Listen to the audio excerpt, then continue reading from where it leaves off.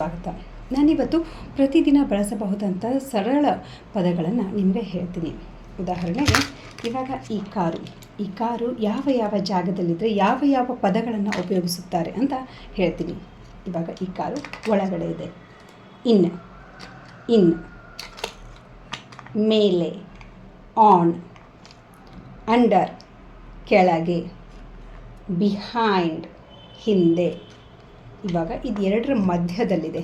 ಆ ಕಡೆ ಅರ್ಧ ಭಾಗ, ಈ ಕಡೆ ಅರ್ಧ ಭಾಗ ಮಧ್ಯದಲ್ಲಿದೆ. ಸೊ ಇದಕ್ಕೆ ಬಿಟ್ವೀನ್ ಅಂತಾರೆ. ಇವಾಗ ಸಮೀಪ ಪಕ್ಕದಲ್ಲಿ, ನಿಯರ್ಗೆ ಹತ್ತಿರ ಅಥವಾ ಸಮೀಪ ಅಂತ ಕರೀತಾರೆ.